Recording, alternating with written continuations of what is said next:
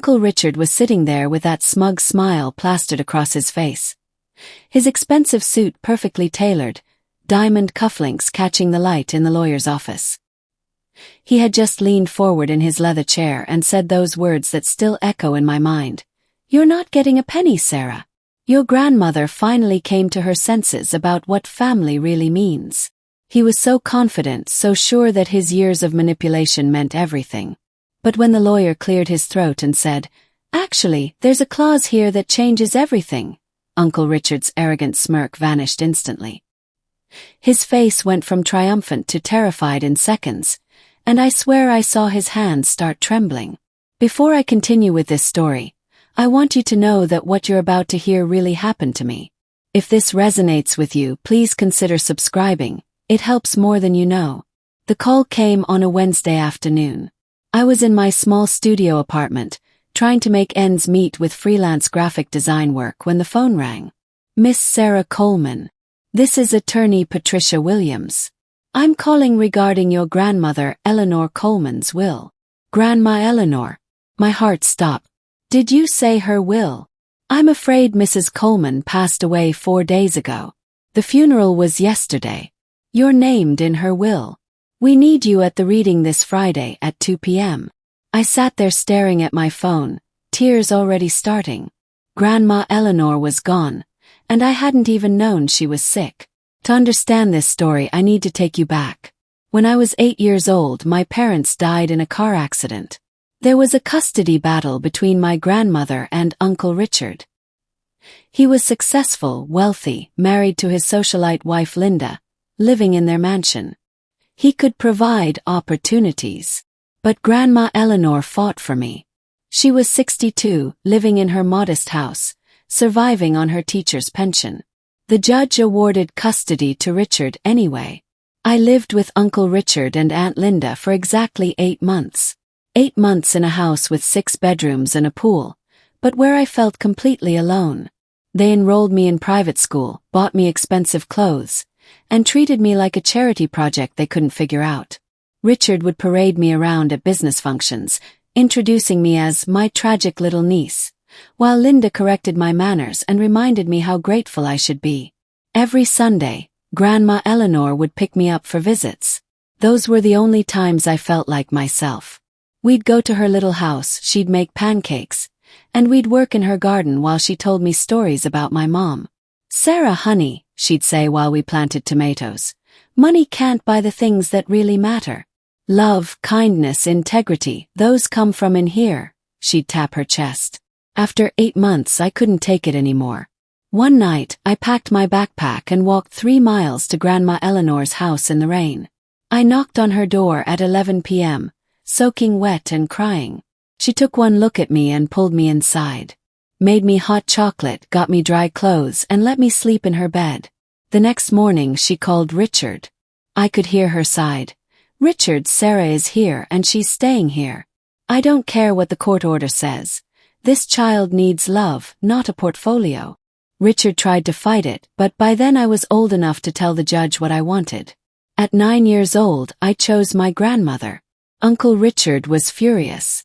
Not because he'd miss me, he was relieved, but because he'd been publicly embarrassed. A poor old woman had outsmarted him. The next 9 years with Grandma Eleanor were the best of my life.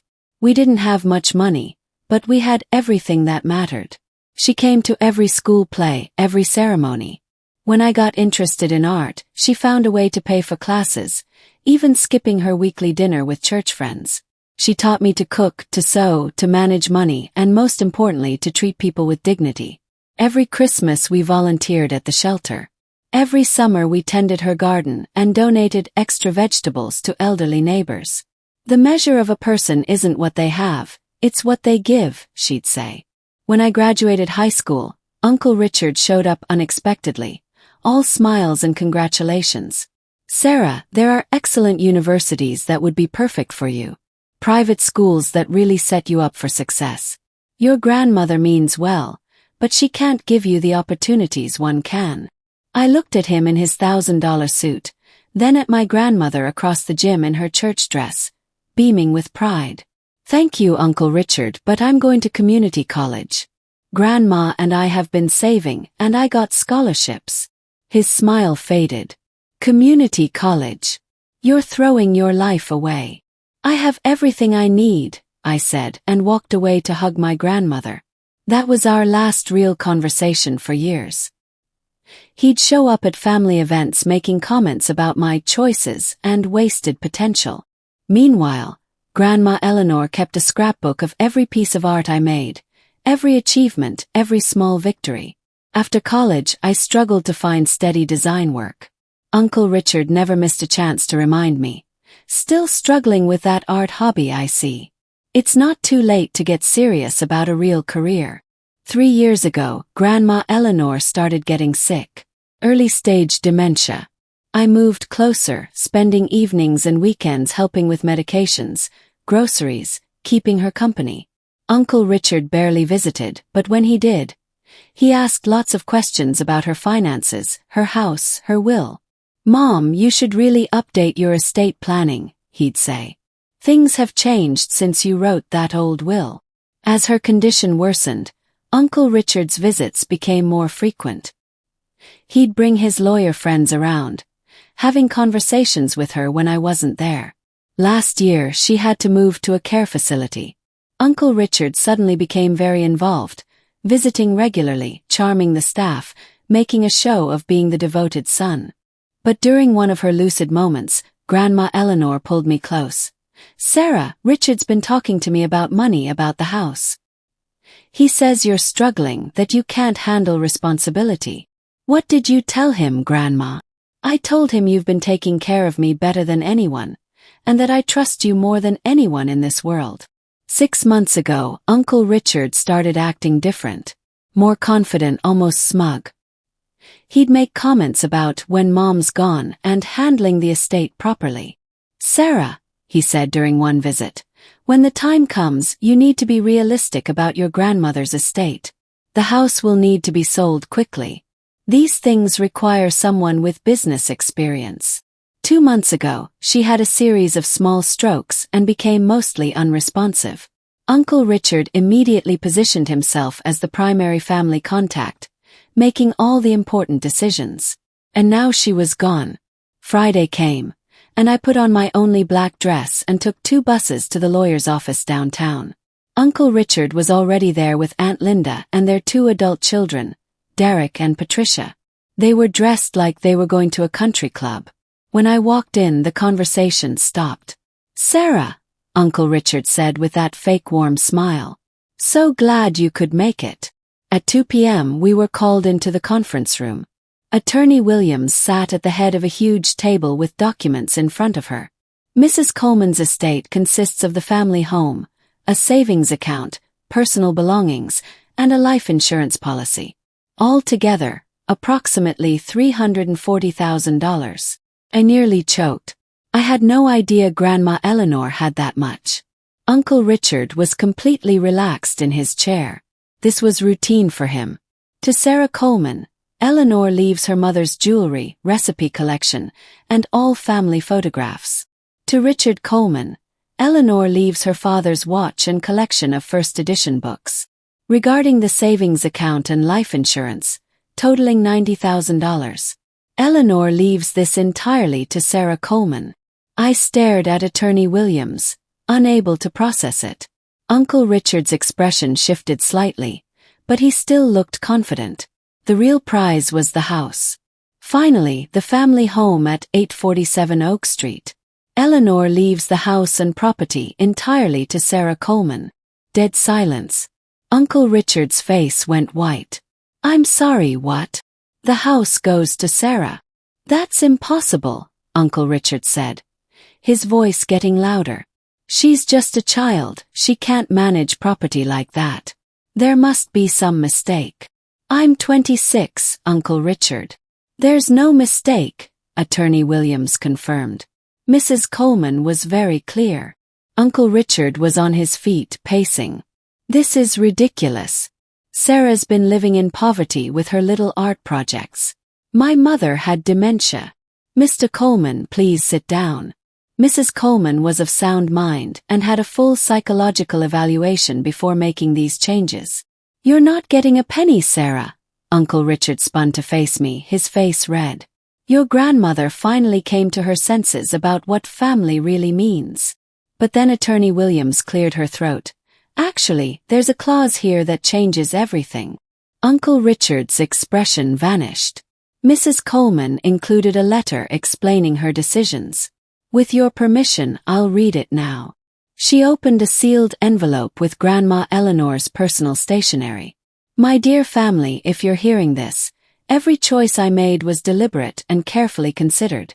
To my son Richard, you have wealth, success, and opportunities most people never dream of. But in all your success, you forgot the values I tried to teach you. You forgot that family is about love and sacrifice, not obligation or appearances. Uncle Richard slumped in his chair. For 9 years, you treated Sarah like a burden. When she came to me broken and lonely, you were relieved. For the next 9 years while I raised her, you criticized our choices and reminded us what we were missing. When I got sick, Sarah rearranged her life to care for me. She visited every day, managed my medications, held my hand, never complaining. She gave up dates and career opportunities because she loved me, not expecting anything in return. I was crying, remembering all those evenings at her house. Richard, in my final months you became the devoted son, bringing flowers and charming nurses. But I knew why you were really there. You were positioning yourself to inherit, to manage my estate. Uncle Richard was pale, sweating. The truth is, you don't need my money. You have everything. But Sarah has struggled her entire adult life because she chose love over money, chose to care for me instead of chasing wealth. She deserves security. Attorney Williams paused before continuing. Sarah, this house is your security. Sell it if you need to, keep it if you want to, but you'll never have to choose between groceries and rent again. Sarah earned every penny through years of unconditional love, sacrifice, and loyalty. She never asked for anything, never expected anything, and never stopped giving completely. That's the kind of person who deserves to be rewarded. Attorney Williams folded the letter. The will is legally binding and has been reviewed by 3 attorneys. Mrs. Coleman also left video testimony should anyone question her mental state. Uncle Richard stared at the table. His confidence completely shattered. She really thought that little of me, he said quietly. No, Uncle Richard, I found my voice. She thought you had everything you needed to be happy. She just wanted to take care of the person who took care of her. He gathered his papers and stood up. Congratulations, Sarah. Your grandmother was right about one thing. You earned it. He walked out, leaving me alone with Attorney Williams. That was 6 months ago. I sold the house and bought a smaller one in the same neighborhood. I used the money to start my own design studio, hiring young artists who are struggling like I was. We donate services to non-profits and community organizations. Uncle Richard sent me a card when I opened the studio. Your grandmother would be proud. I'm sorry it took me so long to see what she saw in you. But the most surprising change came 3 months after the will reading. I was at the grocery store when I ran into Derek, my cousin. Instead of the usual awkward nod, he actually approached me. Sarah, I wanted to talk to you, he said, looking genuinely uncomfortable. What happened at the lawyer's office? It really shook me up. Dad's been different since then. Quieter. He's been asking a lot of questions about Grandma Eleanor, about you, about the years when you were kids. I was surprised by his honesty. How are you doing with all this? Honestly, I'm embarrassed, Derek admitted. I barely knew Grandma Eleanor. We'd visit maybe twice a year, always treated it like an obligation. But you were there every day when she was sick. I didn't even know how bad it was until after she died. He paused, looking at his expensive shoes. Dad raised us to think success was everything. Money, status, the right connections. But watching you get everything while we got basically nothing. It made me realize maybe we've been measuring success all wrong. Derek, your dad isn't a bad person, I said. He just lost sight of what matters. Maybe, he said. But I don't want to end up like him, wondering at the end if anyone actually loved me or just loved what I could give them. That conversation stuck with me. It made me realize that Grandma Eleanor's final lesson wasn't just for me. It was for the whole family. Sometimes it takes a shock like that to make people look in the mirror. 6 months later, Derek started volunteering at the same community center where I donate design work. We don't talk about family drama, but we work side by side, and I can see he's trying to build something real, something meaningful beyond his trust fund. Even Aunt Linda reached out recently. She called to ask if I'd help her plan a memorial garden for Grandma Eleanor at the care facility. "I know I wasn't always kind to you, Sarah," she said. "Eleanor saw something in you that I was too proud to see. I'd like to honor that. Every morning I wake up in my little house, make coffee the way Grandma Eleanor taught me, and sit in my garden thinking about how she was right. The measure of a person isn't what they have, it's what they give. I gave her my time, love, and loyalty when she needed it most. She gave me security and the most valuable lesson. Doing the right thing even when no one's watching, even when you don't expect anything in return, that's what makes you rich in the ways that matter."